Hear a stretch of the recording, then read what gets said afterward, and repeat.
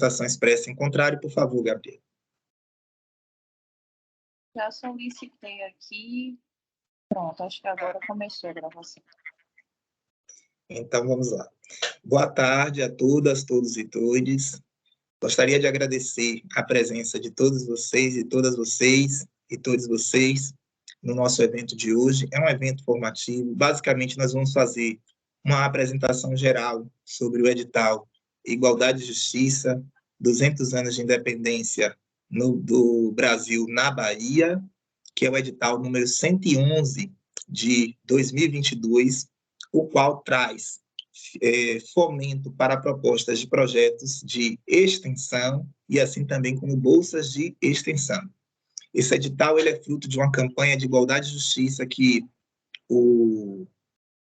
a UNEB, na verdade, começou a gestar desde julho do ano passado e passou por algumas ações do Novembro Negro do ano passado e se sedimentou, inclusive, como tema do Novembro Negro desse ano, porque nós entendemos que, para além das políticas afirmativas de acesso, é preciso também avançar cada vez mais para assegurar a permanência e é preciso, para além dos debates que são muito importantes e que também se colocam como um instrumento de reflexão para a criação de políticas públicas, é necessário ter mais investimentos, sim, para as políticas públicas efetivas.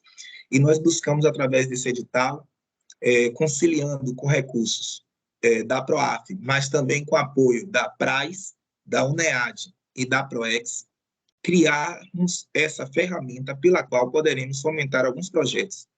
E o foco principal dele é articular ações entre a universidade e a sociedade civil. Por isso, nós pedimos no edital que houvesse uma integração entre proponente, que tem que ser o nebiano, com o movimento social, tendo, inclusive, dentro da equipe executora, a exigência de um representante ou uma representante desse movimento social.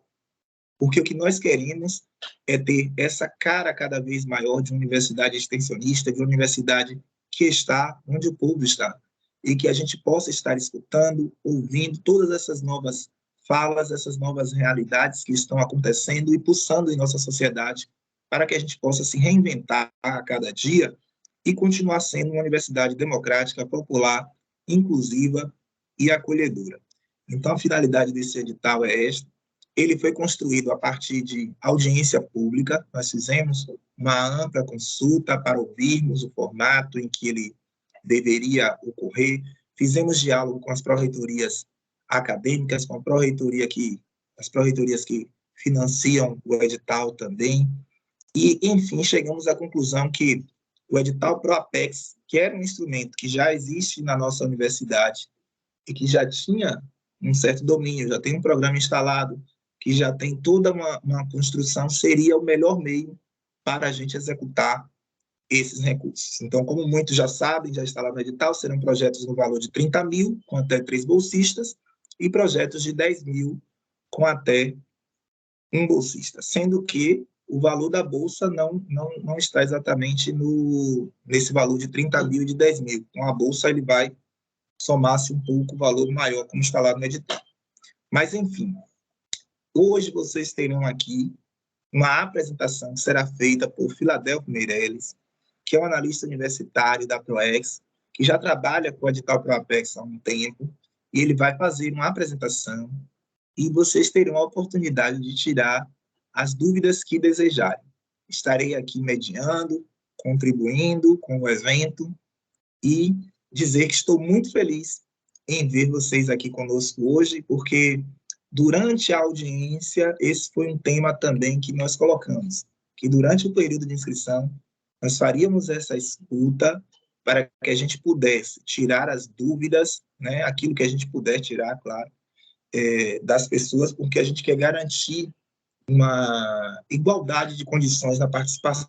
A gente sabe que tem muitas pessoas que já participam desse tipo de edital há muito tempo, já tem um certo domínio para fazer as inscrições, para concorrer e tal, mas a gente sabe também que tem pessoas que não participaram ainda, que gostariam de participar pela primeira vez, e seria interessante que elas pudessem fazer as suas inscrições com maior segurança, entendendo quais são as possibilidades de fato, de concreto que elas têm para se inscrever e o que é que pode, principalmente, ser executado, adquirido, com o valor que será fomentado caso o projeto venha a ser aprovado. Então, desejo uma excelente tarde a todos e todas nós. Muito obrigado por estar aqui. Vou passar a palavra a Filadélfia. Filadélfia, por favor.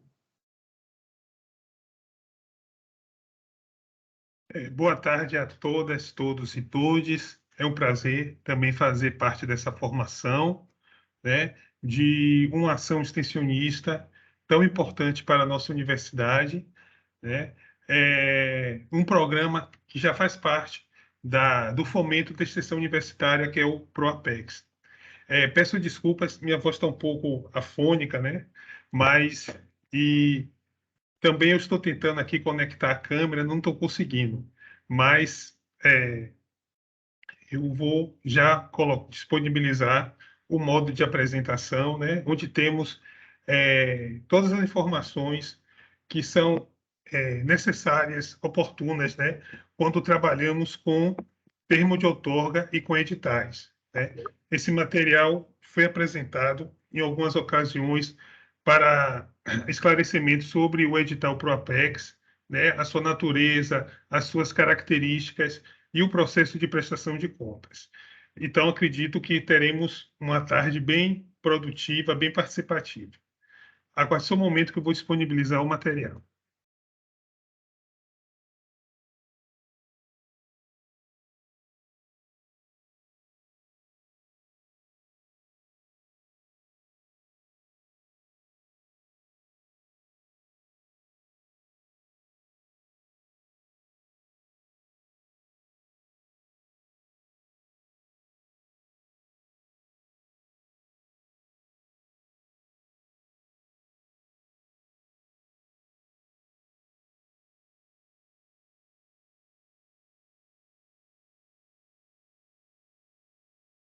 Vocês estão visualizando o slide?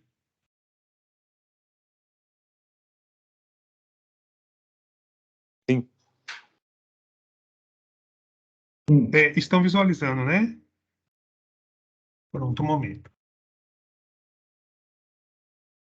Sim, Filadélfia, está visualizando. Está na capa.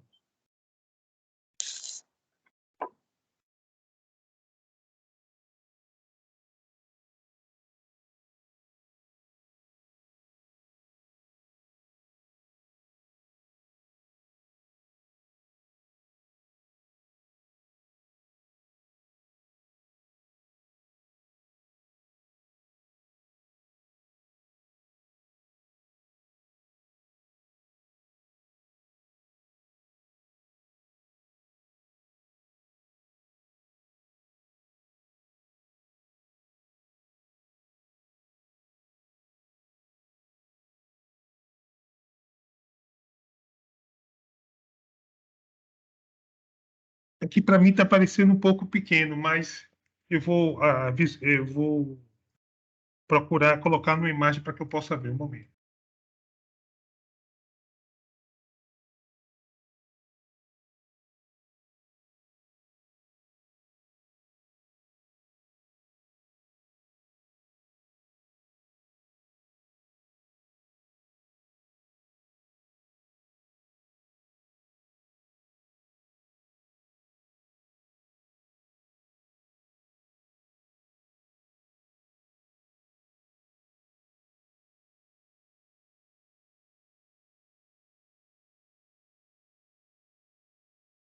Aguarde só um momento, por gentileza, que eu estou só ajustando o slide.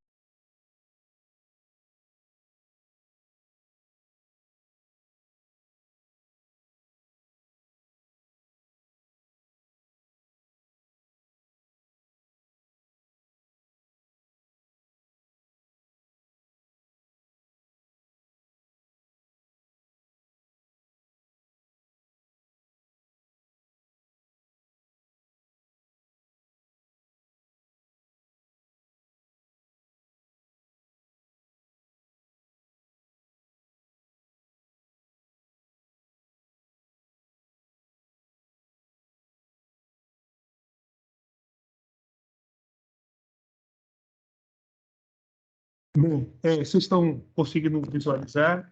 Bem, aqui temos o edital, né? O edital 111, nossa pró-reitora de extensão, Rosana, nosso pró-reitor, Marcelo Pinto, e eu como analista da ProEx, né? Que vou fazer a apresentação.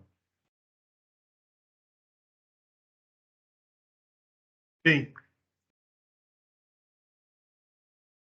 o que é o edital ProApex? Vocês estão conseguindo enxergar, visualizar? Sim, tá o que é o edital ProApex. Pronto. Então, falando um pouco do que é o edital ProApex, né, como já foi dito, é um programa de extensão que já faz parte da política de extensão, né, que é desenvolvida pela Pró-Reitoria de Extensão, e atualmente o ProApex ele tem essa visão, essa característica de integração, né, uma iniciativa de propor o modelo ProApex, né, para outras pró-reitorias, né, como citemos como exemplo a ProAF, né, e esse formato de edição especial que o ProApex está tendo, né, com o objetivo de fomentar a extensão em diversos segmentos, né, como tivemos nos editais passados, tivemos experiência no edital de arte e cultura, do edital 046, o edital das cheias e agora o edital de igualdade e justiça. Só para a gente frisar o que é o ProPex, né? Um programa de apoio a projetos de extensão, que é um instrumento que visa reafirmar a extensão universitária como processo acadêmico institucionalizado através do apoio às ações de extensão universitária desenvolvidas no âmbito da UNEB, em consonância com o Plano de Desenvolvimento Institucional, considerando os aspectos formativos e o compromisso social dessas ações visando o desenvolvimento regional e o fortalecimento da extensão dessa instituição do ensino superior.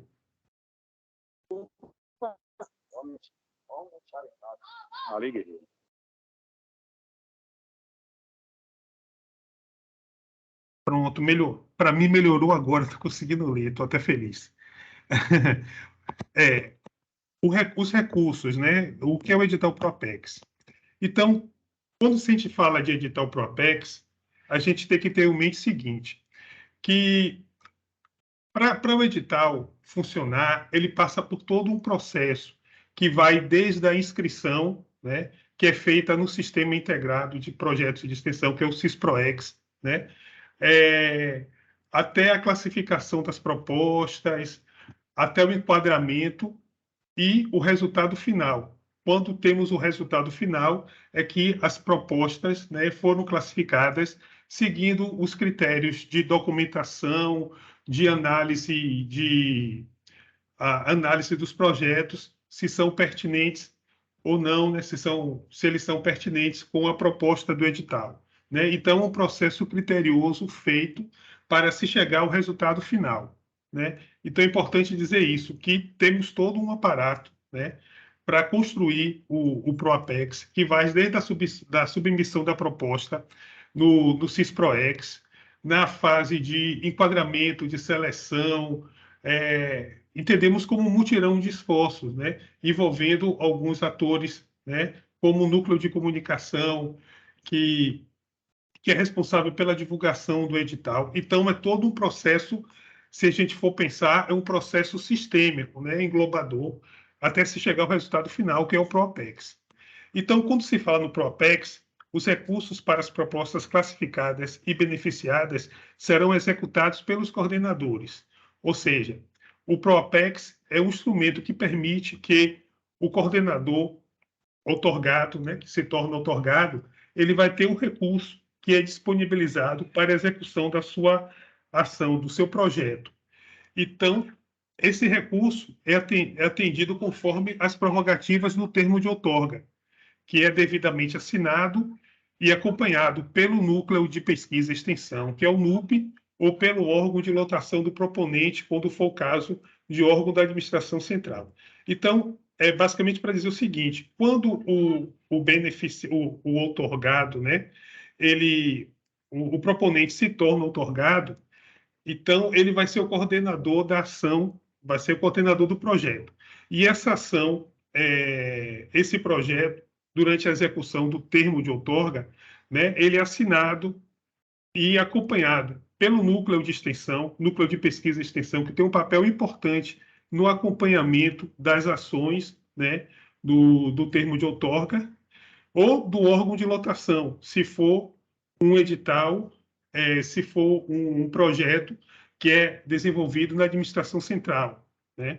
Então, isso é para dizer o que é o edital Propex.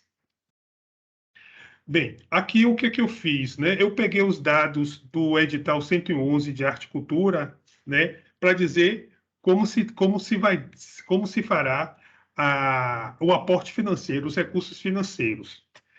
Então, temos aqui, os recursos financeiros serão alocados pelas Pró-Reitoria e Ações Afirmativas pela PROAF, pela Pró-Reitoria de Extensão, a PROEX, pela Pró-Reitoria de Assistência Estudantil, PRAES, e pela Unidade Acadêmica de Educação à Distância, UNEAD. O total é de R$ 400 mil. Então, temos os seguintes entes financiadores. Pró-Reitoria das Ações Afirmativas, o valor do aporte, né, um valor maior, de R$ 240 mil. A Pró-Reitoria de Extensão, PROEX, vai ser responsável pelo aporte de R$ 110 mil. A Pró-Reitoria de Assistência Estudantil, PRAES, 33 mil, e a Unidade Acadêmica de Educação à Distância, UNEAD, 17 mil. O total são de R$ 400 mil, né, que temos aqui para execução. Então, esse edital vai ser na modalidade projeto em 2 faixas. Conforme o professor Marcelo disse anteriormente, né, temos a faixa A no valor de 30 mil, sendo que o valor total de bolsas da faixa A são 7.500, o que correspondem a 3 bolsas. O valor total da proposta, 37.500. E a quantidade de propostas para a faixa A são 8. Então, o total das propostas vai ser de 330 mil. Né? É importante frisar, quando se fala na faixa, que o outorgado ele tem que ficar bastante atento, que o edital, ele vai, quando ele executar, tem que ser em conformidade com a faixa. Até mesmo no processo de inscrição do edital, né, que está valendo até 28 de novembro, se não me engano, né? No processo de inscrição, ele tem que ficar atento ao valor da faixa. Por quê? Se ele colocar um valor que extrapole ao valor da faixa, ele será desclassificado, ele não concorrerá, né? Então, tem que ficar atento em relação à faixa, que é um item de classificação. A faixa B, uma faixa menor de 10 mil, o valor total da bolsa correspondente a uma bolsa 2.500. Valor total da proposta 12, a quantidade também de propostas 8, equivalente a 100 mil. Né?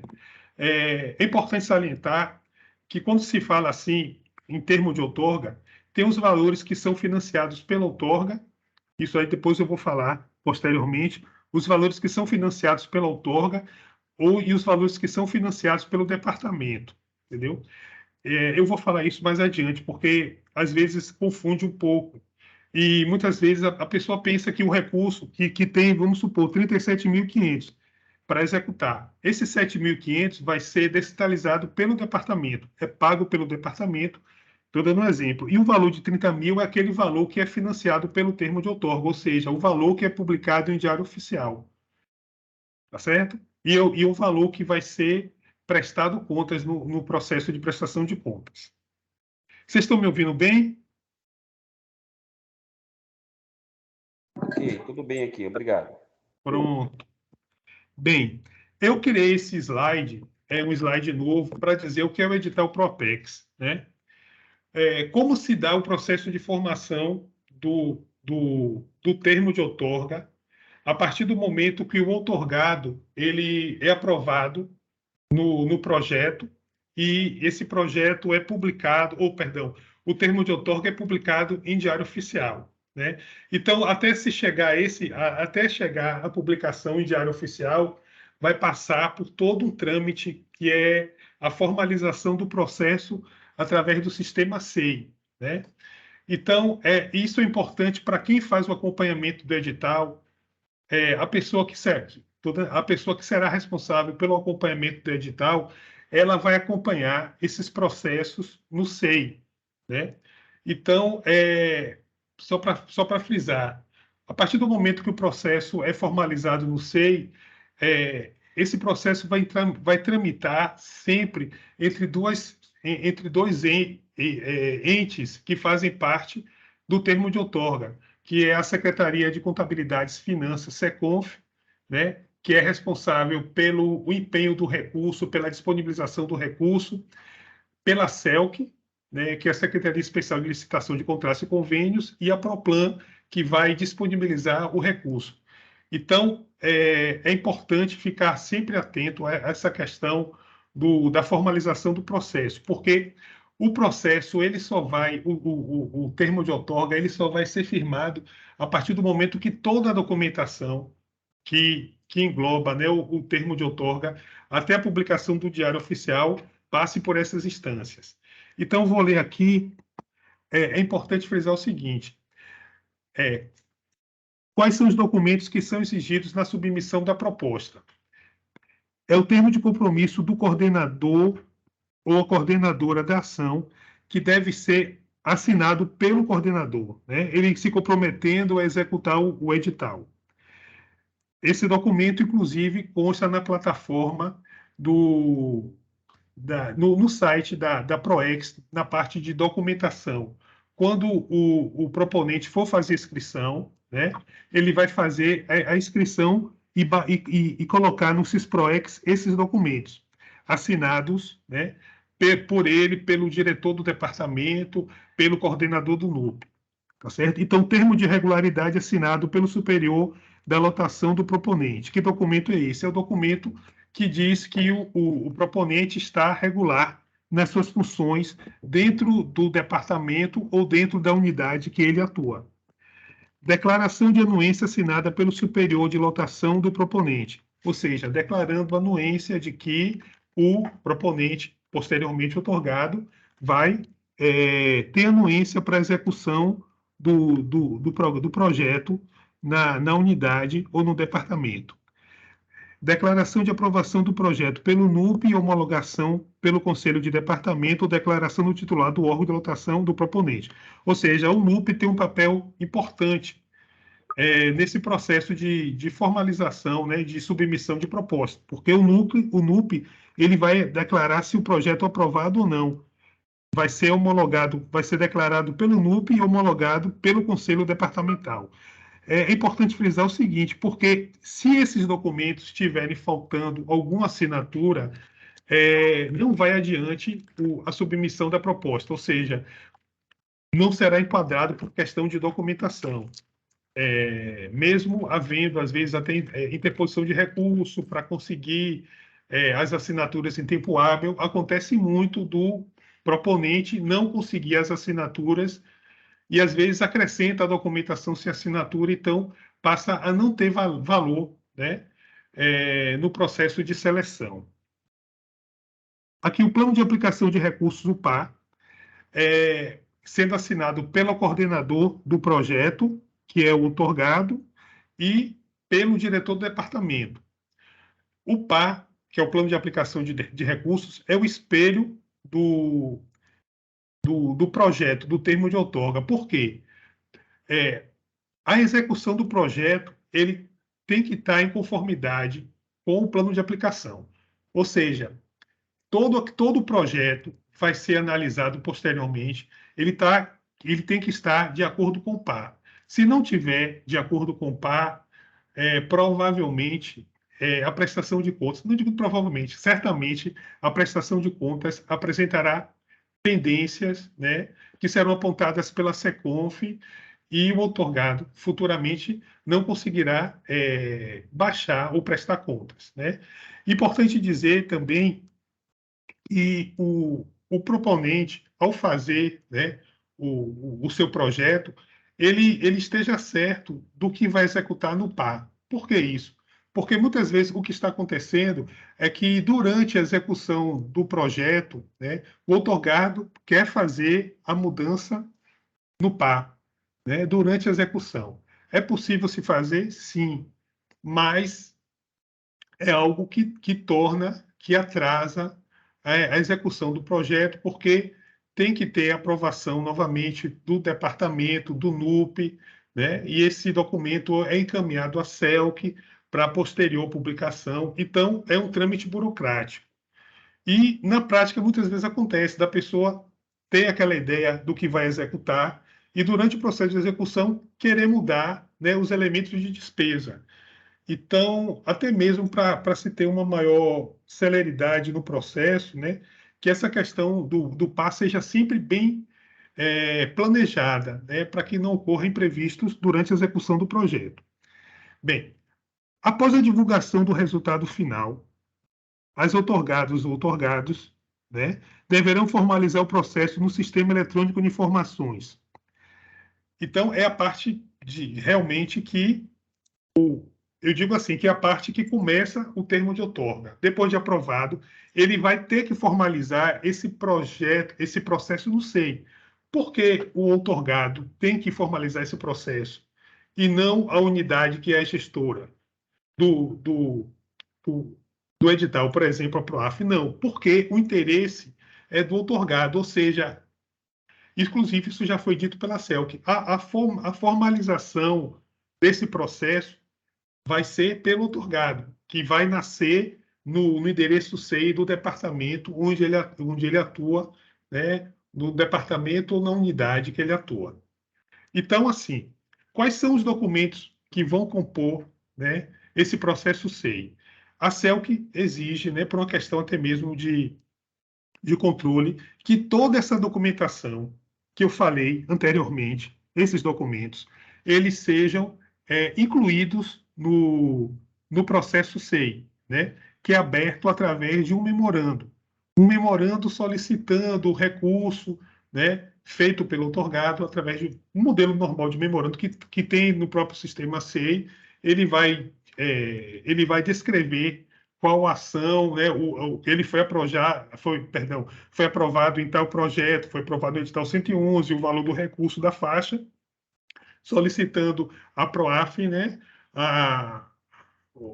solicitando a utilização, né, a participação do edital, a participação do projeto. Então, através do memorando e todos esses documentos aqui, ele vai acrescentar novamente, certo? Como eu disse, documentos citados anteriormente, memorando solicitando recurso. Bem, aí quando esse processo é formado, ele vai encaminhar para a unidade gestora. Ou seja, estou dando exemplo, ele vai encaminhar esse processo que ele fez no SEI, vai encaminhar para a PROAF, dando exemplo, né? Aí vai colocar no endereço SEI, o NEB Reitoria, a PROAF, o setor, estou dando exemplo, o PROAF, gerência da PROAF. Pronto. Aí o processo chegou. Mas quando esse processo chega, quem vai ser responsável pelo edital, ele vai ter que alimentar cada processo com alguns documentos que são exigidos pela CELC, pela CELC-SECONF, para que seja feita a tramitação até a publicação do Diário Oficial. Então, quais são esses documentos? Eu listei aqui, que, só para citar, né, é responsabilidade da servidora ou do servidor, quem acompanhará o edital, acrescentar aos processos formalizados pelo outorgado os seguintes documentos. Então, o que ele vai acrescentar? O edital, que é o edital 111/2022, né, que é a lei interna do termo de outorga, porque tem que estar lá o edital. O resultado do edital, vocês vão ter acesso ao resultado do edital e vão acrescentar, porque aí vai ter o nome de todos que foram contemplados.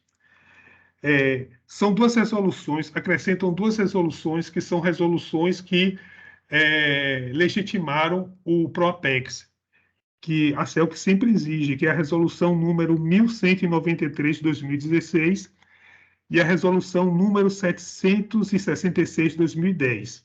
Essas resoluções têm que constar nesses processos de cada outorgado que for tramitando, né? O termo de outorga, que é um modelo de outorga, perdão, é o modelo do termo de outorga que está no próprio edital, disponibilizado em formato Word. Isso vai facilitar a CELC, a pessoa que trabalha com o termo de outorga, para ele pegar esses dados do termo de outorga e criar uma mala direta com as informações do outorgado para gerar cada termo, entendeu? Aí vocês vão fazer o seguinte, dando exemplo, depois que acrescentar toda essa documentação, aí no próprio SEI vai lá, informação para o processo. Aí bota na informação do processo, encaminhamos o processo com toda a documentação para a CELC e para as devidas providências, né? Assim, eu quis citar essa questão porque é o trâmite burocrático, né, que ocorre mesmo na prestação que ocorre nos termos de outorga, né? Isso aqui eu coloquei algo novo. Bem, aí temos o seguinte, porque passa por algumas fases. Quem acompanhar vai ver da CEL que vai para PROPLAN, para planejamento do recurso, né? Depois que for para PROPLAN, vai para a SECONF para criar e disponibilizar o valor. Aí chega um momento em que o termo de outorga, o valor desse termo já está disponibilizado, né, para utilização. E a experiência que está tendo nos editais, né, é que o valor, depois que empenhado o valor, o outorgado, o valor do termo de outorga será disponibilizado através do cartão, que é o cartão da modalidade BB Pesquisa, né? Essa iniciativa foi no sentido de desburocratizar o outorgado, de ir a uma agência, criar uma conta bancária, né? Na verdade, essa conta tinha a questão dos juros, né, que sempre, quando o recurso ficava parado, cobrava juros, né? Então, isso criava todo um entrave, porque muitas vezes o outorgado esquecia de deixar o recurso na caderneta de poupança, deixava em conta corrente. Aí, quando deixa na conta corrente, cobra os juros. E aí, depois, na prestação de contas, tinha que se pagar esses juros. Aí sempre era um problema. Pensando nisso, acredito que a SECONF, né, criou essa iniciativa, né, de se criar uma conta única, né, que é a conta que a agência 3832/6 contra 99357, né? E quando o recurso já está disponibilizado na conta, inclusive no próprio processo SEI já tem essas orientações, né? Aí é importante que a pessoa que acompanha o edital fique atenta, que vai aparecer uma informação de que orientando o outorgado já ir à agência para fazer o cadastro da senha. Quando ele faz o cadastro da senha do cartão, quando ele faz o cadastro da senha, ele vai ficar aguardando a chegada do cartão na sua residência. Após a chegada do cartão, o que é que ele vai fazer? Após a chegada do cartão BB Pesquisa, ele vai ativar na função crédito e executar as atividades, né? Executar as atividades do projeto de acordo com o plano de aplicação. Vale ressaltar o seguinte, que esse cartão é um cartão de crédito. Então, tem algumas coisas que, inclusive, isso no processo, a SECONF descreve, né, no próprio processo SEI. E é bom até, posteriormente, para tirar dúvidas do outorgado, ele não pode fazer saque, porque se ele fizer um saque no cartão, constitui como um empréstimo. Aqui no cartão de crédito você pode sacar, mas é um empréstimo, né? Bem, então, aqui, eu me perdi um pouco, né? Ao se dirigir à agência, deverão informar que precisa cadastrar a senha e do cartão. E o recurso, como foi dito, para pagamento do monitor é descentralizado para o departamento. Bem, eu queria falar um pouco nessa questão do pagamento do monitor, porque é o seguinte, né? São processos diferentes. O termo de outorga é financiado pela outorga e o pagamento de monitor é feito pelo departamento. Então, como se dá esse processo? Por exemplo, a PROAF, né, estou dando exemplo, quando os termos de outorga, né, o outorgado já tiver o seu termo publicado em diário oficial, né, aí já é o momento em que ele pode executar o seu projeto, né? Ou seja, nasce a partir da publicação no Diário Oficial até o período que o edital especifica, né? Por exemplo, se não me engano, esse edital são 6 meses, né? Então, assim, após a publicação no Diário Oficial, né, o que vai se fazer? A PROAF, através de um memorando, memorando, encaminha à Proplan a quantidade de departamentos que foram contemplados, né, nessa ação, de acordo com a faixa, faz o memorando com os valores, né, de cada departamento que corresponde ao valor da bolsa de monitoria, né, encaminha a PROAF para a liberação, né, do recurso, para que seja descentralizado. Então, a orientação que damos aos outorgados é a seguinte: após a descentralização do recurso, o outorgado ele vai fazer um processo solicitando o pagamento da bolsa de monitoria, né? E esse processo ele vai tramitar, ele vai ser encaminhado ao NUP, né? Com todas as informações, os dados bancários dos monitores, o termo de compromisso assinado, a folha de frequência dos dias trabalhados pelo monitor e vai encaminhar ao NUP, e o NUP vai encaminhar ao departamento financeiro autorizando o pagamento da bolsa, né? Então, assim, o outorgado vai fazer no tempo oportuno essa movimentação, vai fazer esse processo no SEI, né? E cabe assim a nós que acompanhamos o edital ficarmos atentos a essa questão, a esse processo, né? Bem, aqui temos as ações deverão ser executadas no período de 6 meses, né, que é o prazo estabelecido para a validade do termo de outorga, a partir da publicação do termo de outorga no Diário Oficial, conforme eu disse. E o outorgado prestará contas das ações executadas através do relatório final preenchido no CISPROEX, anexando ao mesmo o termo de compromisso do discente assinado pelo outorgado e monitor. Bem, isso aqui é um pouco novo. Essa questão de colocar o termo de compromisso no processo de prestação de contas, né, é uma exigência da CELC, porque houve alguns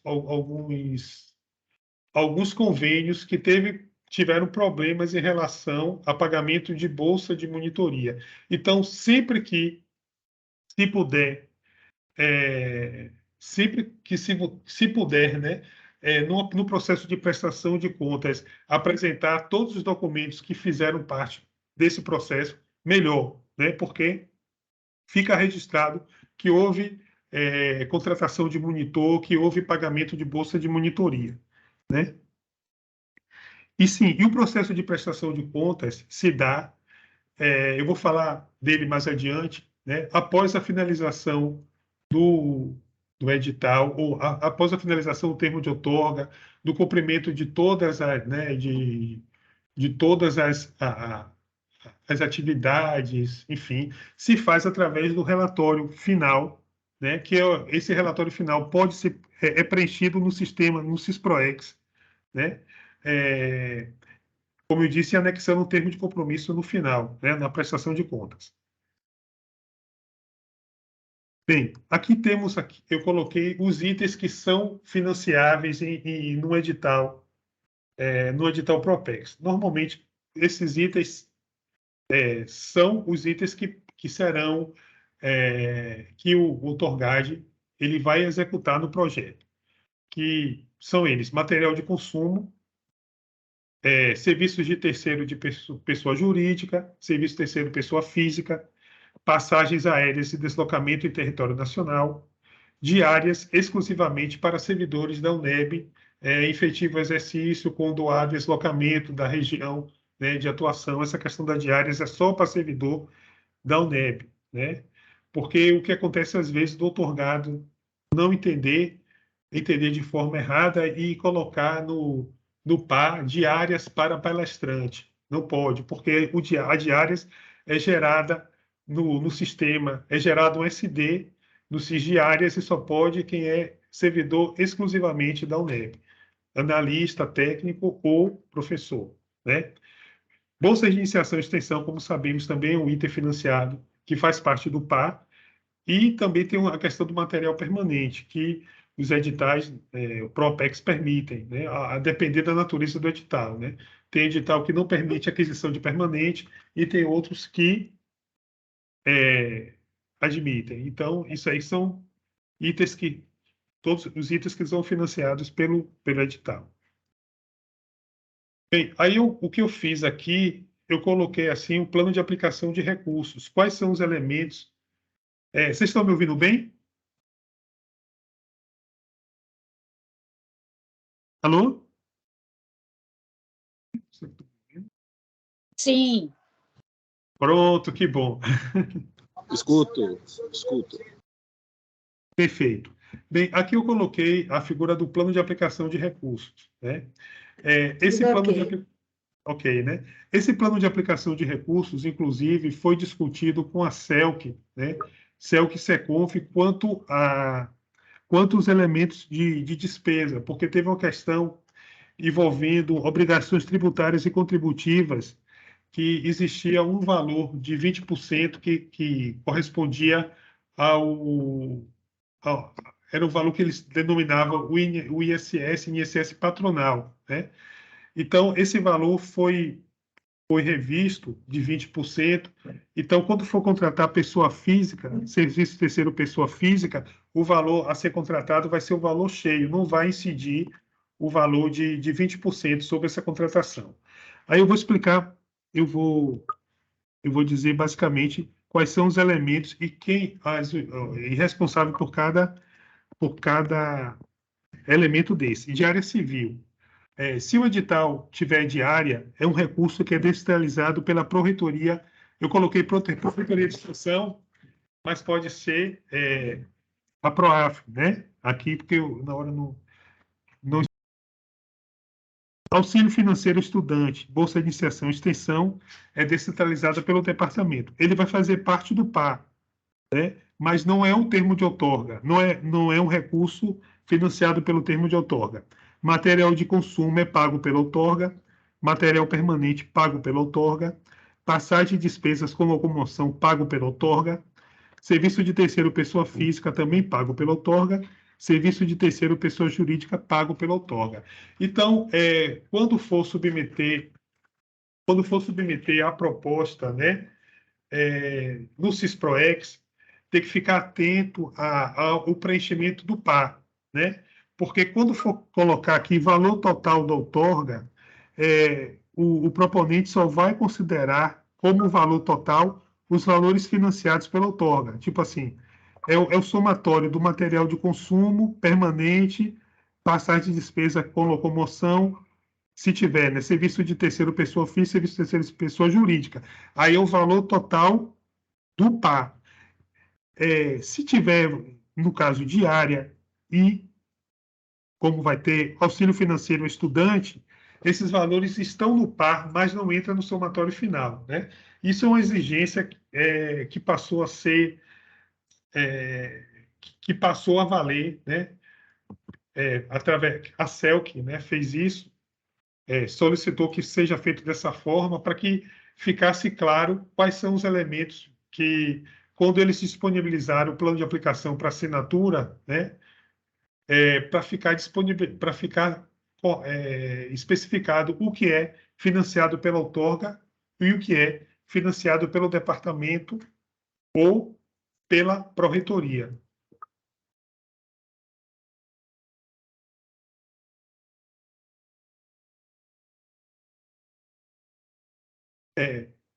Condições para financiamento dos itens especificados. Bem, tem alguns itens, temos os itens que são financiáveis pelo edital e tem itens também que não podem ser financiados. Eu vou ler essa parte aqui que é importante. Condições para financiamento dos itens especificados. Não será financiado material de consumo referente a combustíveis e similares usados em veículos particulares. Não será permitida aquisição de passagem e pagamento de hospedagens para pessoas da comunidade envolvidas nas ações de extensão previstas no plano de aplicação de recursos. O pagamento de diárias será exclusivamente para servidores da UNEB em efetivo exercício, devidamente contemplados no plano de aplicação de recursos, no PAR. Quando a atividade for desenvolvida fora do território onde estiver localizado o departamento ou órgão de lotação. não será permitido o pagamento de diárias a palestrantes ou convidados externos. Bem, é importante frisar porque tem alguns itens que não são financiáveis, como pagamento de material de consumo referente a combustível. Despesa com combustível não é financiado pelo edital e, infelizmente, acontece casos do outorgado, né, com recurso do plano de aplicação, com recurso do PAR, fazer pagamento de combustível para veículo particular. Infelizmente, se isso ocorrer, o recurso, né, o valor tem que ser restituído através do DAI, né, e durante a prestação de contas especificar, fazer uma justificativa que errou, né, que houve um erro, que pode colocar uma falta de atenção em relação ao edital, ou enfim, mas aí tem que devolver o recurso. E acontece na prática, né? Infelizmente. Mas é importante a gente frisar para que não ocorra, e até mesmo quem está acompanhando, quem vai acompanhar os editais, né, ter essa atenção, porque é comum isso acontecer. Itens financiáveis. Será permitida a alocação de ônibus ou van para transportar a comunidade envolvida na ação de extensão dentro do Estado da Bahia, desde que prevista no plano de aplicação de recursos PAR. Ou seja, a alocação de ônibus e van é permitido, sim. Despesas com aquisição de material de consumo deve ser obrigatoriamente limitada a 10% do orçamento total do plano de aplicação de recursos, né? Ou seja, por exemplo, não faz sentido, acredito, você fazer um projeto e 70% do recurso só ter material de consumo, né? Aí, inclusive, vamos supor, se isso acontecer, né, o projeto tem 80% do PAR só para material de consumo. Se houver, assim, uma auditoria, dando um exemplo, até mesmo a fiscalização por parte do Tribunal de Contas, né? Aí ele chegar nos documentos e ver o PAR. Estou dando um exemplo assim, poxa, por que tanto? 80% para material de consumo, então o objetivo era comprar material para não gerar, né, dúvidas em relação a isso, então o valor é de 10% a 20%, normalmente, dentro do orçamento previsto no PAR.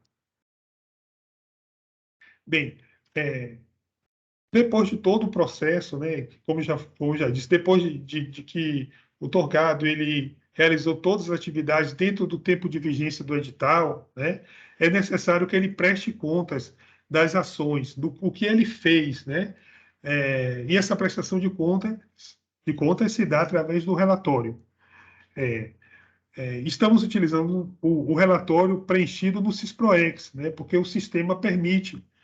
Da mesma forma que se faz a inscrição, se acompanha toda a ação extensionista pelo SISPROEX, né, uma ferramenta importante, o relatório final, né, o relatório parcial e final das ações são preenchidas no SISPROEX. Então, ao fazer o relatório final, ele vai ser acrescentado ao processo de prestação de contas, né? Então, o que deve compor esse relatório? O relatório é composto pelo memorando de envio do relatório, o relatório final das atividades envolvidas, que é o relatório no SISPROEX, é o relatório acadêmico descrevendo as atividades, né, que são desenvolvidas. Aí, desse relatório, além do relatório acadêmico, tem o relatório financeiro, que é exigido pela SECONF. Esse relatório é composto por toda a movimentação financeira orçamentária, pelos registros, pelas notas fiscais, né, pelos registros, notas fiscais, durante o processo de execução, né, do termo de outorga, eles devem estar presentes para que a SECONF elas verifiquem, né, a movimentação financeira, como o recurso foi administrado, se foi devidamente administrado, se a contratação da pessoa física ou jurídica ocorreu dentro do prazo previsto do edital, se a nota fiscal ela condiz com o tempo de vigência do edital. Então, tudo isso é levado em consideração no processo de prestação de contas. O extrato bancário atualizado, a movimentação financeira através dos extratos bancários, né? Isso daí pelo próprio cartão se tem como fazer, né? Pelo cartão BB Pesquisa se faz a emissão dos recibos, né?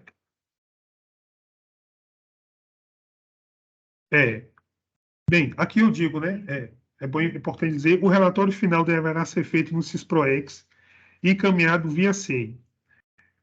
Acho que eu já falei isso, mas o processo deverá constar os seguintes itens: memorando de envio do relatório final das atividades desenvolvidas, sim, a comprovação de atendimento dos princípios de economicidade e eficiência mediante o mínimo de 3 cotações de preços dos bens e serviços adquiridos, demonstrando e justificando expressamente a opção utilizada para casos em que não seja selecionado o fornecedor que apresente menor valor. Ou seja, toda contratação de pessoa jurídica que implique na contratação de um prestador de serviço, é exigido que se faça uma cotação de preços. Se faz uma cotação de 3 valores e o outorgado ele vai escolher aquele de menor valor, como uma forma de melhor otimizar o recurso e levando em consideração um princípio, que é o princípio da economicidade, né? Até mesmo para que seja um processo imparcial, né? Você vai utilizar aquele que te ofereceu a melhor vantagem, né? Então, mas há casos específicos, quando existe um serviço ou produto cujo fornecedor ele é exclusivo, você não encontra, não tem a possibilidade de fazer essa pesquisa de preço para optar por um de menor valor. Então, nesse caso, se isso ocorrer, deve ser devidamente justificado no processo de prestação de contas, né? O porquê se contratou aquela empresa, porquê se contratou aquele serviço, sem fazer a cotação de preços. Isso é exigido no relatório final, no processo de prestação de contas, né? Então, é importante frisar, né, ou ficar atento, porque contratação de pessoa jurídica é necessário a emissão das notas fiscais, apresentar as notas fiscais dos prestadores que concorreram, né, no processo de tomada de preços pelo outorgado, né, e a opção daquele de melhor economia, aquele que apresentou a melhor proposta, o menor valor. Então, isso é importante estar presente no relatório final. Como eu disse, recibos e notas fiscais originais, né? É importante que esses recibos sejam originais, não sejam fotocópias, né? Que se comprove que eles foram emitidos pelo prestador, pela pessoa contratada, pela pessoa jurídica contratada. Extrato bancário atualizado zerado, caso haja saldo do recurso, deverá ser solicitado um DAI do valor remanescente. O que é isso? Bem,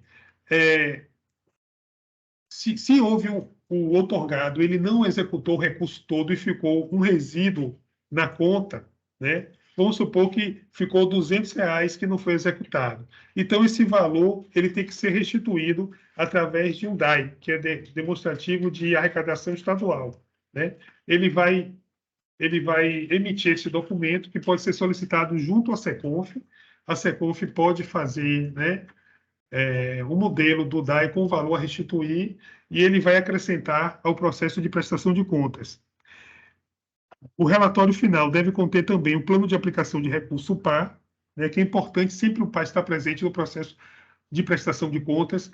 Eles exigem também a cópia do termo de outorga, né, a CELC e a SECONF exigem a cópia do termo de outorga, o plano de aplicação de recurso e os recibos e as notas fiscais originais, né? Vale ressaltar que, durante o processo de prestação de contas, né, quando há pendências em documentação, sempre há a sinalização da SECONF com a reitoria, a pró-reitoria envolvida no processo, para que faça o saneamento da pendência, encaminhando o processo ao outorgado, para que ele atenda os itens que são elencados no parecer de verificação como pendentes, né? Então, a gente vai ver que esse processo é comum, que nem sempre o outorgado consegue prestar contas sem pendência. Quando a pendência ocorrer, não é algo impossível de se resolver, pelo contrário, né? Porque a gente articula com a SECONF e com a CELC, encaminhando o outorgado para que ele responda, elenque as pendências e a prestação de contas dele seja aprovado e baixado no FIPLAN, né? Que é o objetivo que não haja pendências. Bem, aqui eu acrescentei algo novo, assim, que fala mais do processo de prestação de contas, dos ritos, né, dos passos que a gente tem que ficar atento para que não haja pendências, problemas futuros, né? Eu prefiro ler aqui só para a gente ter um entendimento maior. Edital PROAPEX, procedimentos quanto à prestação de contas. Bem, o prazo de vigência do edital é descrito no documento, atendendo às especificidades do mesmo e sua execução a partir da publicação em Diário Oficial, né? Ou seja, tem um tempo de execução que vai desde a publicação do Diário Oficial até o fim, né, que é o prazo que finda o edital. O prazo para apresentação da prestação de contas é 30 dias após o término do termo de outorga. Ou seja, o outorgado, depois que terminou o termo de outorga, vamos supor, se completou 6 meses, ele tem até um mês, na prática, né, na teoria, para fazer a sua prestação de contas, né? Após 30 dias, ele pode fazer a prestação de contas. Ao prestar contas, aquisição de um produto, bem ou serviço, é necessário um demonstrativo de ocorrência. Isso já disse, né? Cotação em 3 valores. Acho que já falei tudo isso aí, optando por aquele de menor valor. Isso. A nota fiscal, sempre é importante ficar atento à nota fiscal, porque a nota fiscal ela deve conter o seguinte: a descrição da unidade, a quantidade e descrição do bem ou serviço, especificando o item adquirido. É comum se ter dúvida assim, em relação à emissão da nota fiscal. É comum, às vezes, o outorgado perguntar, ele sendo outorgado, quando a empresa emitir a nota fiscal, né, é comum perguntar, vai ser no nome do departamento da UNEB? Não, vai ser no nome do outorgado, porque o outorgado, que é responsável pelo recurso, pela contratação, ele está contratando uma empresa, um prestador de serviço, seja ele pessoa física ou jurídica. Então, os dados da emissão dessa nota fiscal tem que ter os dados dele, o nome do outorgado, o endereço, entendeu? Tudo certinho. Então, descrição da unidade e quantidade de descrição do bem ou serviço, especificando o item adquirido. Bem, na contratação de pessoa física, é necessário atentar para as especificidades dos impostos INSS e INSS, imposto de renda. Na dúvida quanto à emissão do recibo, o outorgado poderá consultar o site da Receita Federal ou gerar o documento. Bem, isso aqui faz parte do edital, mas é algo que creio que vai ser revogado, porque entendeu que o outorgado não precisa mais ter essa preocupação em relação a impostos de ISS e INSS, né? Eu acho que isso é uma forma que a CELC e a SECONF tinha de salvaguardar o outorgado para provar que não houve vínculo de contratação, né? Mas assim, ele também ele não tem obrigação de exigir que o prestador de serviço ele pague o INSS ou tenha essa cobrança do imposto de ISS. Então, se entendeu o seguinte, que a gente vai emitir a nota fiscal no valor cheio, né? E exigir que o outorgado, isso foi uma orientação da CELC, né? Comprove que fez o pagamento dos tributos, né?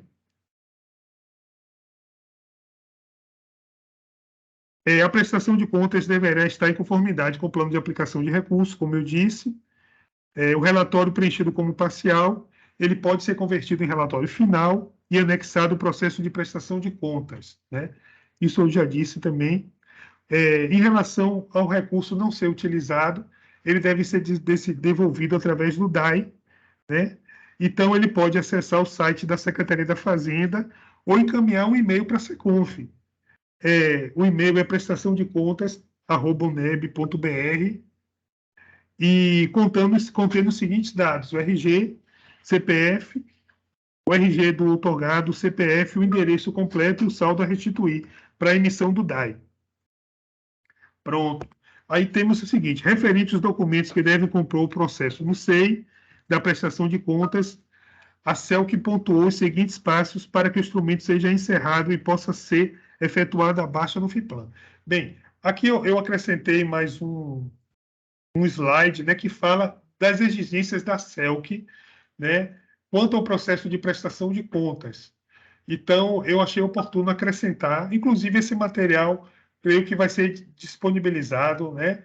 A gente vai disponibilizar aos outorgados, né, como um guia para a prestação de contas, né? E até mesmo as pessoas que estão na formação da Prof vão ter acesso a esse material, né? Que é um material importante assim para a gente que está acompanhando o edital. A gente sempre se baseia, se a gente fizer tudo certinho, se baseando, né, nesse roteiro, dificilmente a gente vai ter problemas em relação à prestação de contas e até mesmo ao acompanhamento dela. Bem, o que o processo SEI deve conter? Tem que conter o termo de outorga inicial assinado, né, a cópia do termo de outorga, como eu disse. O plano de trabalho inicial, que é o plano de aplicação de recursos, assinado. Caso tenha havido alteração no plano, que é comum, algumas vezes o outorgado solicitar alteração no plano de recurso, ele tem que incluir um novo plano de trabalho com os pareceres, né, que esse plano foi autorizado pelo departamento, foi autorizado pelo NUP e acrescentar ao processo de prestação de contas. Ele vai colocar o novo PA e o PA antigo no processo de prestação de contas. Vale ressaltar que, conforme a orientação da CELC, para que não sejam feitos vários processos, no processo mãe, que é o processo original, que deu origem ao termo de outorga, né, que foi o projeto que ele iniciou para o termo de outorga, a prestação de contas também é feita nesse mesmo processo, porque, inclusive, a documentação que é exigida já está nesse processo, para evitar o retrabalho ou se fazer um novo processo, e até mesmo para acompanhar, né, quem vai acompanhar o controle de um processo só, já é mais fácil do que você ter dois processos tratando de um mesmo assunto, né? Aditivos de prorrogação de prazo, caso tenha havido, se tiver um aditivo, né, para prorrogar prazo, que às vezes acontece, então espero que não aconteça, né? Caso haja aditivo de prorrogação de prazo, caso tenha havido, com as devidas assinaturas e pareceres autorizando a prorrogação. Como foi dito, o relatório final e de execução e cumprimento do objeto, o relatório final, que é o relatório CISPROEX, mais o relatório financeiro, que é o de execução e cumprimento do objeto, assinado eletronicamente no SEI pelo outorgado e homologado pela direção do departamento. Ou seja, no processo de prestação de contas tem que estar lá o relatório final. Vale ressaltar que esse relatório final ele tem que ser assinado pelo outorgado, pode ser assinado eletronicamente via SEI e pelo diretor do departamento ou responsável pela unidade da administração central, caso não seja executado no departamento. Termo de aprovação do relatório acadêmico emitido e assinado pela gerência de extensão. No caso, seria o seguinte, a CELC exige, né, que nós, que somos responsáveis, a Pró-Reitoria, que é responsável pelo edital, ela coloque o termo de aprovação, que a gente coloque no processo, o termo de aprovação do relatório acadêmico, que, na verdade, é um documento que aprova, que a Pró-Reitoria vai estar aprovando a execução do relatório, que está tudo em conformidade, enfim. É mais um documento assim para registro, né? Eles exigem isso, é fácil de se fazer. Inclusive, a gente pode fazer no próprio SEI, na modalidade relatório, né? Se cria no próprio SEI relatório e você faz o preenchimento com os dados, né, de cada termo de outorga, com o nome do outorgado, com o projeto, que atendeu, coloca o número do relatório final do processo SEI, né, no documento, enfim. E tem também o parecer conclusivo da prestação de contas, que a SECONF coloca, né, dando baixa do instrumento no sistema FIPLAN, né, que a prestação de contas foi aprovada, que atendeu todos os princípios, que atendeu todas as exigências, entendeu? Então, aqui, como eu disse, a prestação de contas deverá ser feita preferencialmente no projeto original, que gerou o termo de outorga, que é o projeto mãe, porque parte da documentação já estará lá, não sendo necessário repostar. Bem, aqui temos os contatos, né, eu coloquei aqui os contatos da proex.neb@uneb, da proex@listas.neb.br, os contatos, né, da GEX, que é o gex@uneb.br, e o listagex@uneb.br, né? Então, bem, a gente encerra, né, o que é o edital ProApex, né, tudo que se pode fazer nele, quais os passos, né, o processo de prestação de contas. Temos aqui as principais informações. É claro, né, quando a gente presta contas, existem situações, né, que às vezes a gente não tem o conhecimento, por não ter um conhecimento profundo da área financeira. Mas, assim, quem está envolvido no processo de prestação de contas, a gente sempre consegue, busca, né, apoio junto à SECONF e à CELC. Então, eu digo que é um processo, é um processo sistêmico, ou seja, quem trabalha com edital nunca vai trabalhar sozinho, né?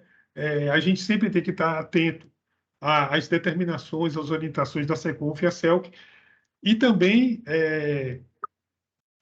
a ouvir os outorgados, né?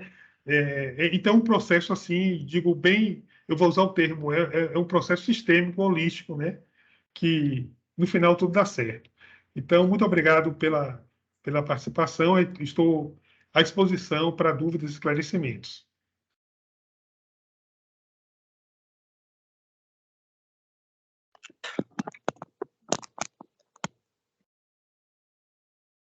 Ok, obrigado, Filadélfia, pela apresentação. Nós já temos algumas perguntas aqui no chat, tá? E a gente pode começar por aí. Deixa eu ver aqui. Só um minutinho. Voltando aqui às conversas para que a gente possa falar, tá? Eu vou fazer a leitura da pergunta, Filadélfia. E aí, se você quiser, você já pode ir respondendo uma a uma, tá? Tem a informação aqui de Francisca, informando que bom que vai ficar gravado, porque está com dificuldade de sinal de internet.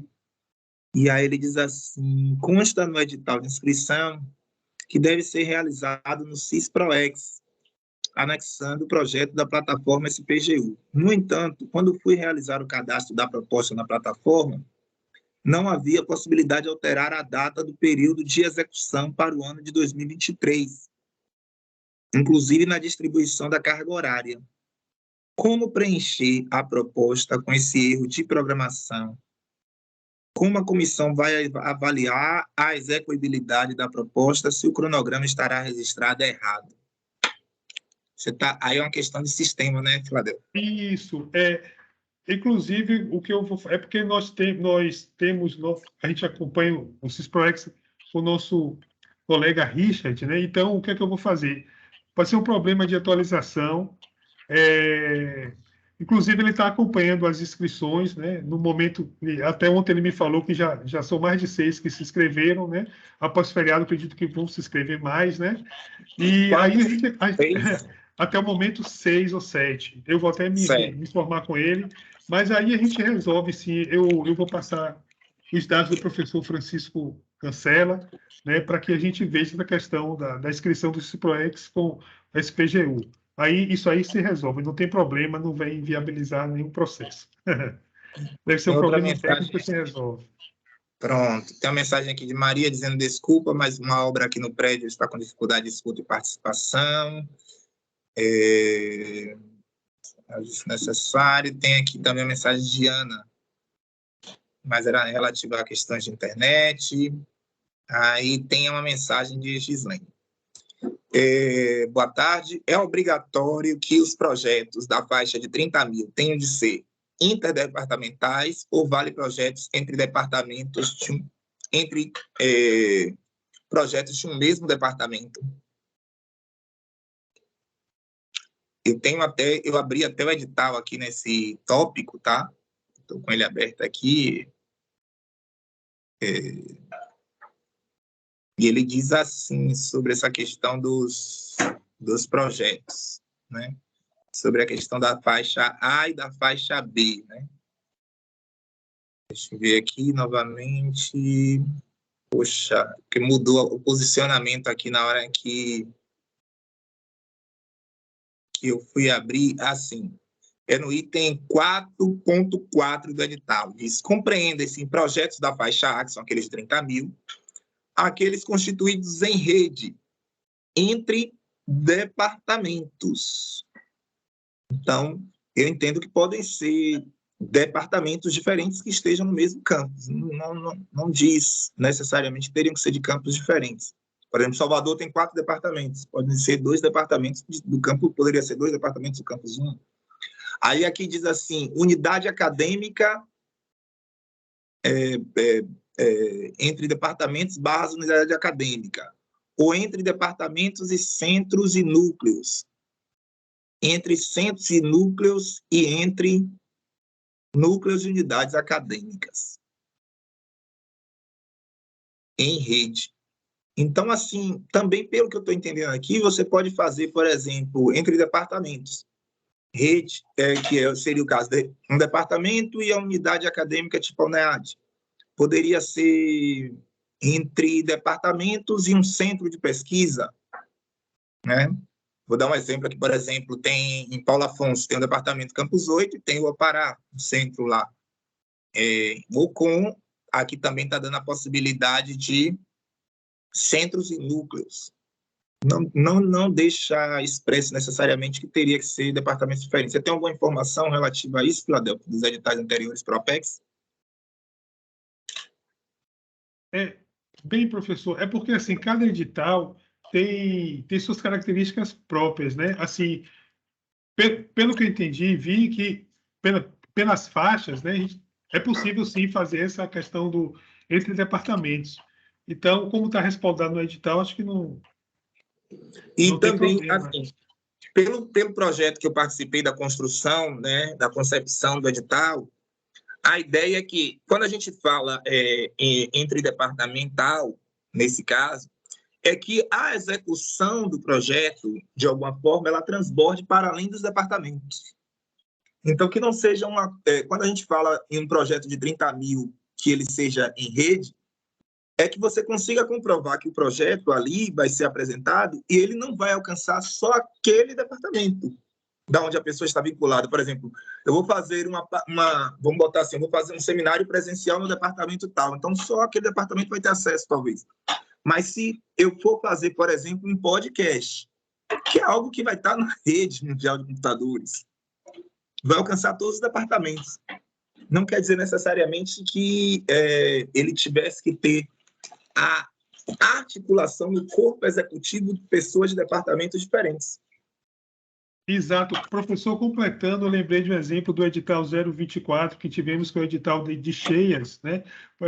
Isso mesmo que o senhor falou, por exemplo, uma ação porque o objetivo foi contemplar os departamentos, né, que tiveram problemas em relação às cheias, né, que aconteceram no início do ano, enfim, que teve todo aquele transtorno. Mas, assim, você deu um exemplo bom. O que aconteceu, por exemplo, um projeto do DCV, que é um departamento de Salvador, mas se esse projeto ele implementa uma ação, né, que vai fomentar essa questão no departamento que aconteceu o problema da cheia, isso é a finalidade do PROAPEX, dessa interdepartamentalidade, ou seja, de que o projeto não fique só no departamento. Ele é executado no departamento, mas as suas ações eles transbordam, como o senhor disse.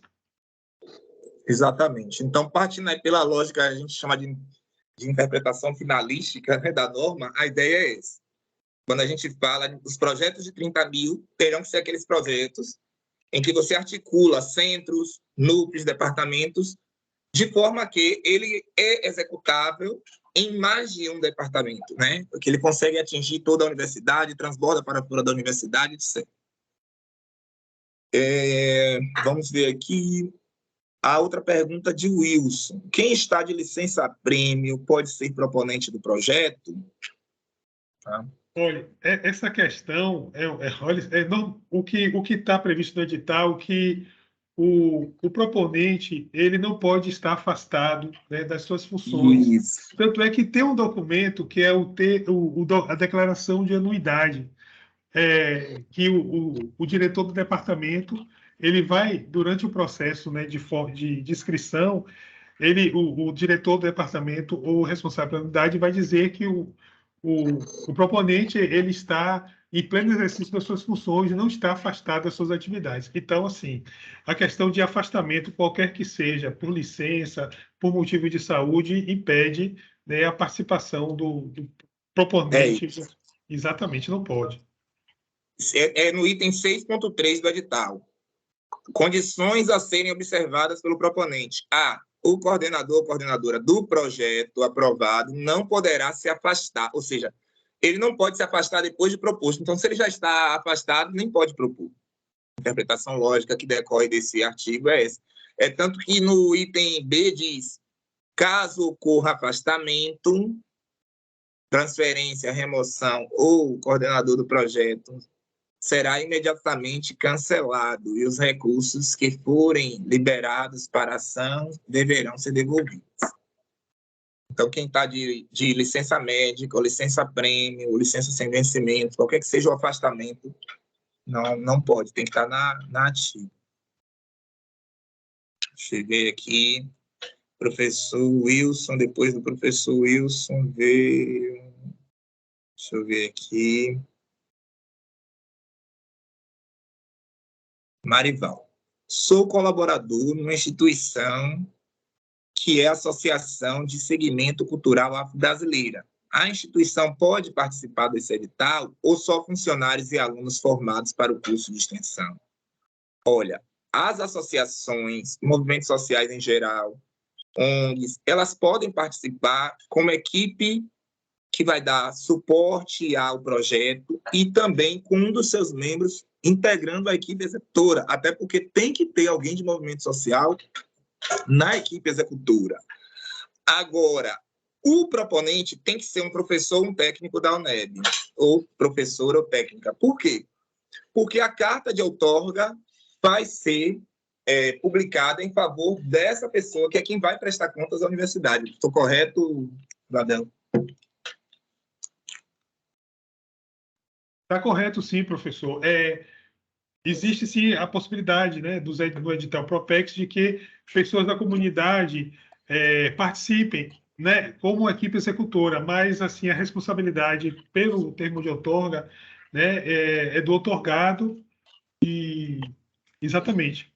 Então, Marivaldo, vou dar um exemplo. Eu tenho um grupo de capoeira. Eu não sou da UNEB. Eu sou um ativista, um líder comunitário, tenho um grupo de capoeira e tenho um projeto que poderia trazer apresentações desse grupo de capoeira, por exemplo, em toda a UNEB durante o período das comemorações do 2 de julho do ano que vem. Então, teria que procurar um professor ou uma professora, um técnico, uma técnica da UNEB, que se interessasse em participar desse projeto, escrever esse projeto em conjunto comigo e aí propor. Entende? Até para poder acessar o sistema ProApex, executar os valores e etc. A iniciativa pode ser do movimento social, mas ela vai ter que procurar, ele vai ter que procurar algum ente da universidade para fazer a proposta. Maria diz, parabéns pelos esclarecimentos, que estão sendo muito importantes. Marivaldo, ou só a comunidade da UNEB, como diz o edital? Então, Marivaldo, acabei de explicar isso.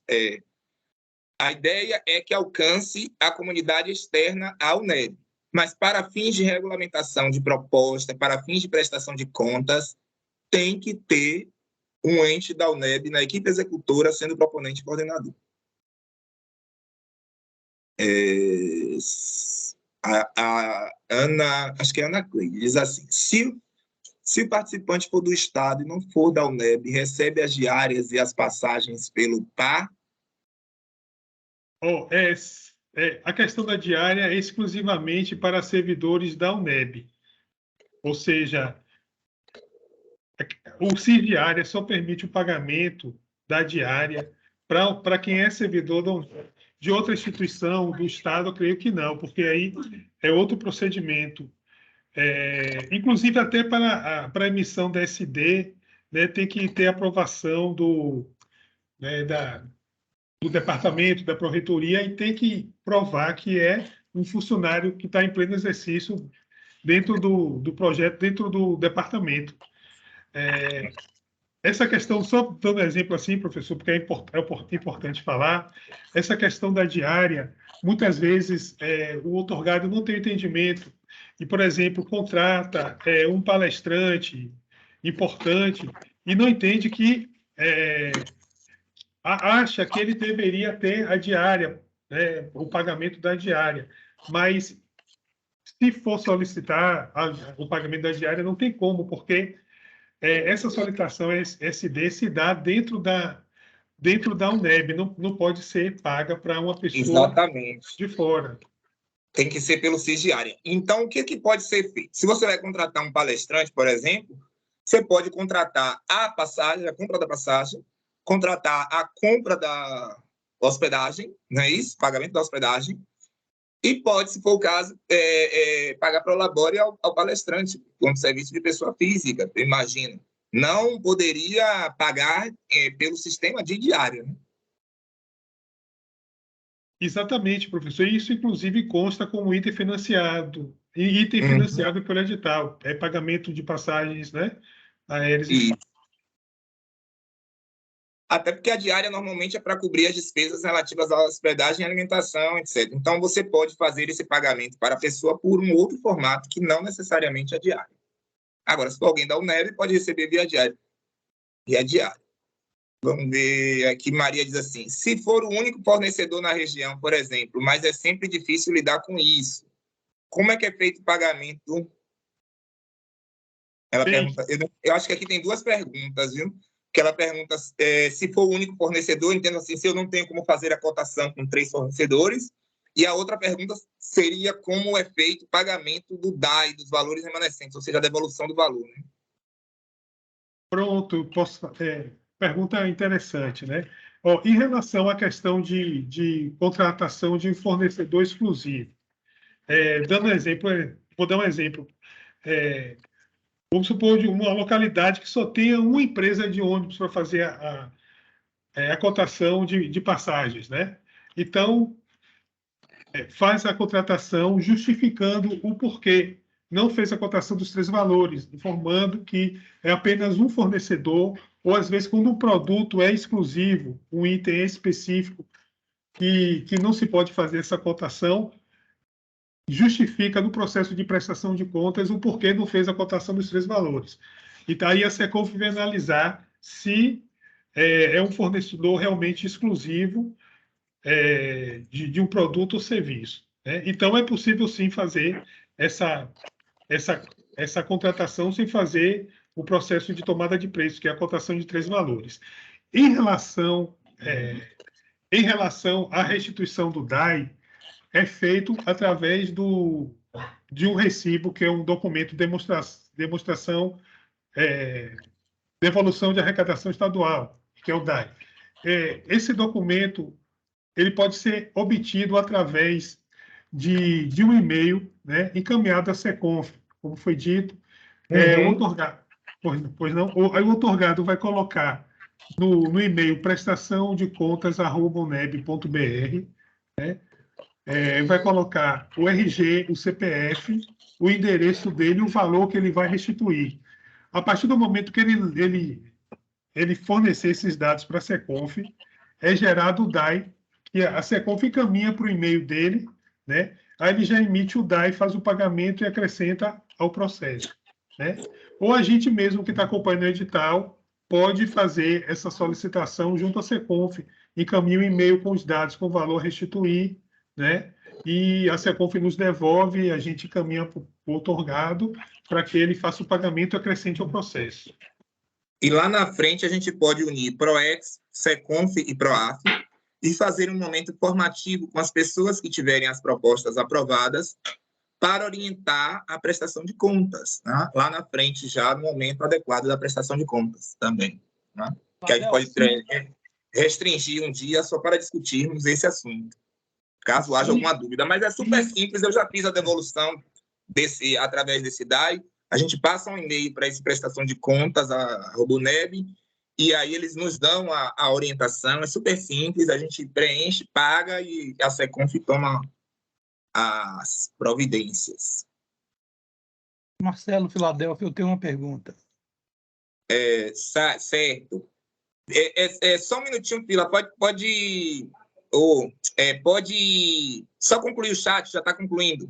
Aí a gente faz as perguntas não escritas, pode ser? Só faltam 2 aqui. Pronto. Aí vamos lá. Tem uma outra pergunta aqui, que foi: quem não é da UNEB pode participar do projeto? Já expliquei isso, mas o Filadélfia já explicou. Alguém diz aqui: aguarde, vai ter um momento para perguntas. E aí Maria pergunta se a pergunta que faço já foi respondida na sua fala. O cadastro do projeto SPGU ainda só prevê o ano de 2022. Já foi esclarecido isso também. Gislene já botou um obrigado aqui. Poderá o departamento e o centro de pesquisa da UNEB com o monitor concorrer para 37 mil? Com um monitor... olha só, Ana. O projeto de 30 mil, ele prevê 3 monitores. Seria difícil aprovar um projeto de 30 mil que vai ter apenas um monitor, porque você perde a execução de 2 bolsas. A gente vai estar devolvendo dinheiro e deixando de aprovar um outro projeto que tenha 3 monitores, entendeu? Eu não aconselharia a propor um projeto de 30 mil com apenas um monitor. Tá? Até porque existem muitos estudantes precisando de bolsa, de monitoria de extensão, e seria um pouco meio estranho, né, a gente deixar de preencher todas as bolsas possíveis. Tem assim, a coordenadora do departamento e a vice-coordenadora de um centro de pesquisa. Eu não entendi agora essa colocação, Ana, depois se você puder explicar essencialmente. A declaração de regularidade, acho que aqui era alguma coisa sobre a fala que estava perguntando. Maria de Pinot pergunta: a organização social, para ser parceira ou membros constarem na equipe executora, implica em ser legalmente constituída, digo, registrada, com estatuto social em vigor, entre outros documentos? Deixa eu ver aqui, só um minutinho.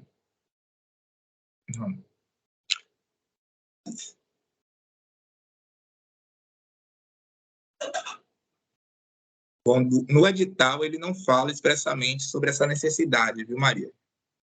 O edital fala que na equipe executora deverá possuir na sua composição um membro de pessoa da comunidade externa, enquanto convidado, sem remuneração. Então, assim, porque muitas vezes pode não ser nenhuma ONG, pode ser uma liderança comunitária. Então, não vejo a obrigatoriedade dessa documentação, não. Até porque, na verdade, quem vai prestar contas efetivamente é a pessoa que é vinculada ao NEB. Agora, o que é que precisa, para uma questão qualitativa do projeto, é trazer algum tipo de comprovação de que essa pessoa realmente é uma pessoa engajada em um movimento social. Pode ser que esse movimento social não esteja registrado, mas que o projeto mostre como a execução do projeto articula-se com essa comunidade. Eu citei um exemplo aqui, até o grupo de capoeira, recentemente. Pronto, agora acho que podemos passar para as perguntas verbais, né? Acho que a pessoa que se inscreveu aí agora... Sou eu. Minha vez? Opa, pode falar. Professor Alfredo Mata. Olá, professor Alfredo. Olá, Marcelo. Olá, Filadélfia. Olá, Henrique. Todos. Parabéns pela iniciativa, vocês. Bom, a pergunta é a seguinte: se a gente tiver uma parceria com uma ONG, com uma instituição parceira, e tiver tudo explicado, tudo bem organizado, com exposição de motivos. Esse edital permite doação de equipamento à ONG? Essa é a pergunta. Vamos lá.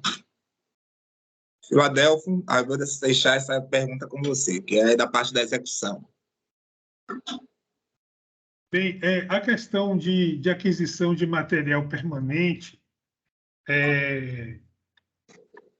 quando o edital permite aquisição de material permanente, é gerado, né, um número de tombamento, e esse material permanente ele passa a fazer parte, né, como de um bem, né, vai fazer parte de uma cadeia de custos do departamento da unidade, né? Em relação à doação de equipamento, eu aí não sei se o edital contemplaria, porque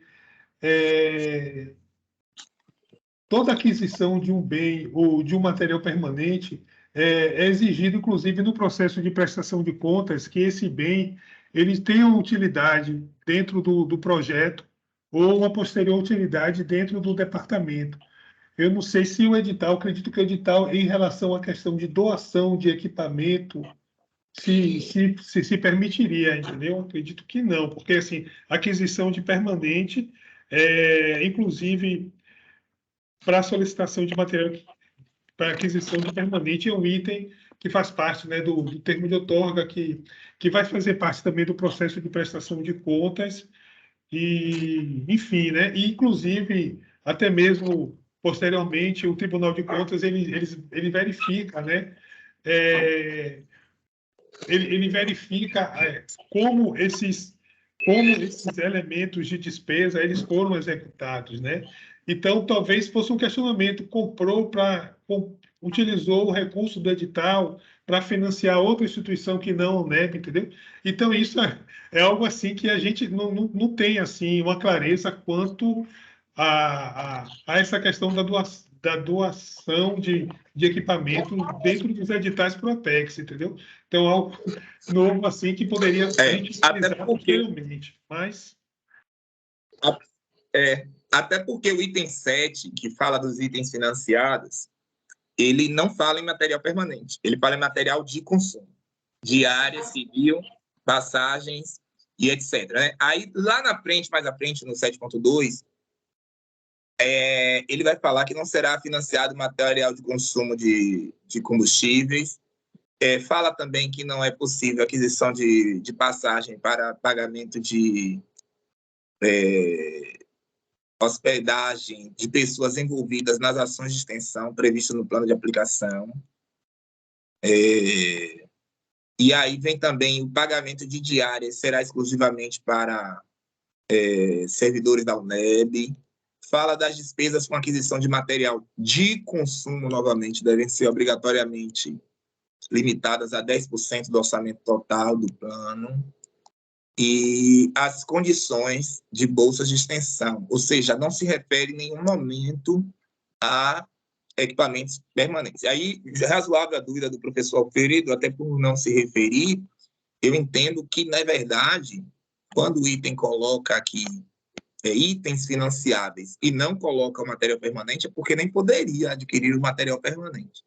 Mas, em se adquirindo, e logicamente esse material ele fica tombado ao UNEB. Para ele sair da UNEB, ele teria que sair pelos meios próprios de transferências que existem, que aí já não seria um procedimento mais relativo ao próprio edital. Ok. Mais alguém nas dúvidas verbais agora? Mas deixa eu ver se tem mais alguém aqui com a mão levantada.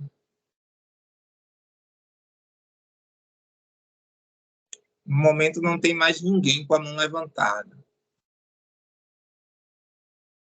Vamos lá, pessoal. Mais alguém gostaria de tirar alguma dúvida? Faltam 10 minutinhos para estarmos encerrando o nosso treinamento. Ainda dá tempo.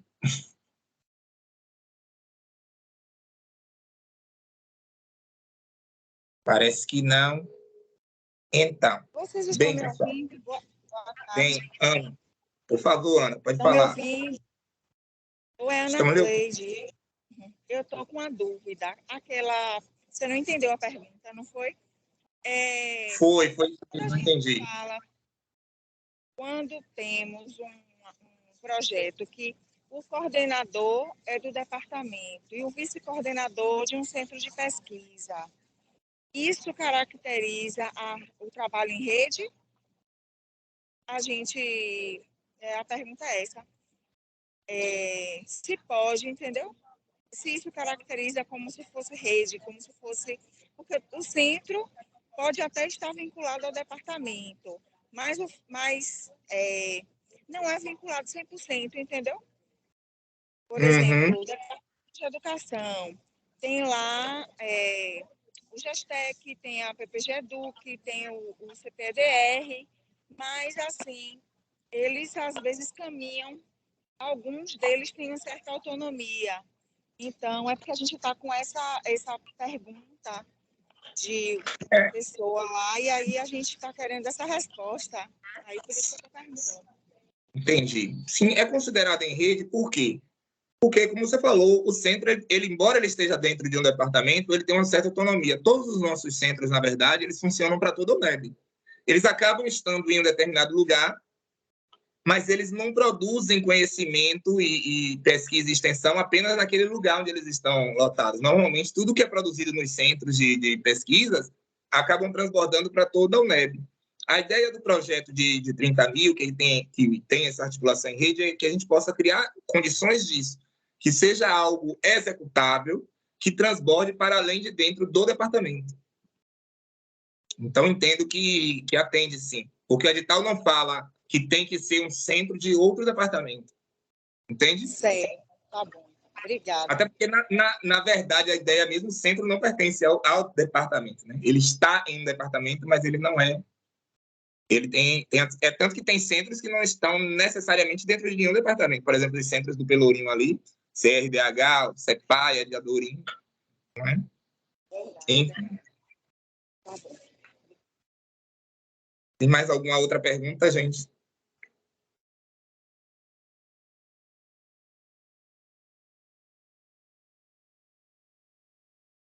Eu acho que as perguntas do chat já foram esclarecidas, as verbais também. Então, pessoal, é agradecer a presença de vocês. Eu vou passar aqui primeiro a palavra para a Filadélfia, depois eu finalizo. Filadélfia, as considerações finais. Bem, fico feliz em participar dessa formação. Cada processo de formação é algo novo que nos engrandece e a gente vai, né, caminhando juntos, né, para fazer que nossos programas, o ProApex e os demais programas de extensão cada vez mais articulados, né, com outras pró-reitorias, né, buscando essa integração e, como dizer, essa multiplicidade do saber, que é importante, que a gente vê a extensão na prática. Então, para mim, eu só tenho palavras de agradecimento, né? Estou à disposição sempre para dúvidas e esclarecimentos, né? E o processo de prestação de contas e acompanhamento de editais, né? Embora algumas vezes a gente fica um pouco assim, enfim, tem aqueles trâmites, alguns problemas burocráticos, mas a gente consegue resolver, né? Quando há articulação, quando há entendimento, quando há comunicação, a gente sempre consegue chegar ao objetivo final, né, que é melhorar cada vez mais esses programas para fortalecer mais a extensão. Então, minhas palavras são de agradecimento. Muito obrigado, professor Marcelo. Obrigado toda a equipe da PROAF, a minha equipe da PROEX, né, minhas colegas, meus amigos, enfim, que nos auxiliam nesse dia a dia. Muito obrigado. Bom, gente, eu só tenho a agradecer a vocês pela presença, agradecer também a professora, a magnífica reitora, a professora Adriana Mármore, e a excelentíssima vice-reitora, a professora Deise Lago, que acreditaram nesse projeto desde o início que a gente passou, a ideia, a concepção, elas compraram a briga para a gente colocar, já tentamos fazer esse ano de 2022 já, mas aí depois analisamos melhor, vimos que seria mais prudente a gente dar mais tempo para até fazer esse momento de formação, dar um prazo maior de inscrição para as pessoas, consegui com que elas fizessem articulada já com o 2 de julho na Bahia, que é muito importante para a gente também, sedimentar esse marcador da real independência do Brasil, da independência na prática, né, vamos dizer assim, e também agradecer aos nossos pró-reitores que articularam para constituir esse edital, a professora Rosane Vieira, da POEX, o professor Jean Santos, da Praz, a professora Tânia Benevides Moura, da UNEAD, e dizer que estou na torcida para que vocês consigam participar, fazendo as inscrições de vocês, que os projetos sejam aprovados, que a gente consiga estar, no bom sentido, pipocando aí em todas as neves, muitas atividades de extensão no ano que vem, e que a gente possa dar uma contribuição significativa para a nossa sociedade, dentro daquilo que a universidade se propõe a fazer. Então, obrigado a toda a equipe ProEx pela colaboração, a toda a minha equipe também da ProAF, que tem se dedicado a esse trabalho, a professora Gabriela Sá, que está aqui também nos ouvindo, Rita, Michele, tantas outras pessoas que estão trabalhando fortemente nesse edital. Um grande abraço no coração de todos, todas e todes, e a gente se encontra. Por favor, Gabriela, encerra a gravação e vamos disponibilizar depois o link, tá? Para que outras pessoas possam assistir